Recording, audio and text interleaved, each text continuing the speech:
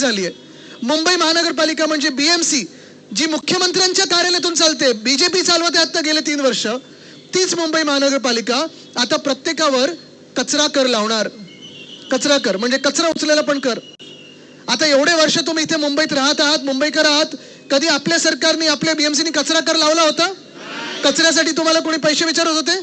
कोणी नाही. पण पहिल्यांदा आता बीजेपी बीएमसीच्या माध्यमातून कचरा कर लावणार ते आपल्यावर. तसंच प्रॉपर्टी टॅक्स लावत आहे, छोट्या दुकानावर लावत आहे, मोठ्या दुकानावर लावत आहे, घरांवर लावत आहे.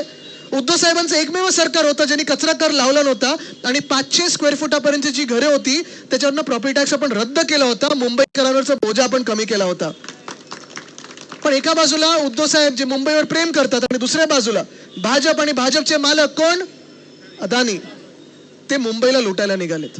आणि म्हणून जेव्हा मी तुम्हाला सांगतो ना, या मास्टर प्लॅन मध्ये जे त्यांनी सांगितलंय की 2000 पर्यंत तुम्ही इथे असाल तर तुम्हाला इथेच घरं मिळतील.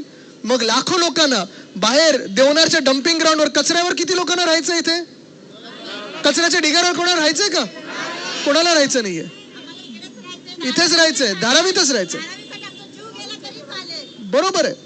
पण हेच अदानी तुम्हाला कचऱ्यावर नेऊन ठेवणार आहेत, मिठा घरावर नेऊन ठेवणार आहेत, जिथे पाणी भरतं तिथे नेऊन ठेवणार आहेत. मान्य आहे असा विकास?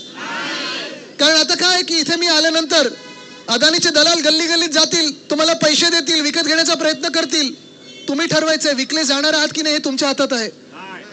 सर्वे सुरू होईल परत. सर्वेच्या लोकांना तुम्ही घरात घेणार की तिथूनच लाथ मारून बाहेर काढणार हे तुम्ही ठरवायचंय. दरवाजा कोणाच्या तोंडावर बंद करायचं हे ठरवायचंय. तुम्हाला सांगतो मी, हेच तर नाही, ह्याच्या पुढेही जाऊन जसं मी सांगितलं ना, टीडीआर मुंबईचा स्वतः लुटतायत, प्रीमियम मुंबईचं स्वतः लुटतायत. इकडची घरं जर इकडच्या धारावीकरांना घरं मिळणार नसतील तर आज मी अदानींना विचारत आहे, जर ह्या सगळ्या धारावीकरांना घरं मिळत नसतील इथे, मग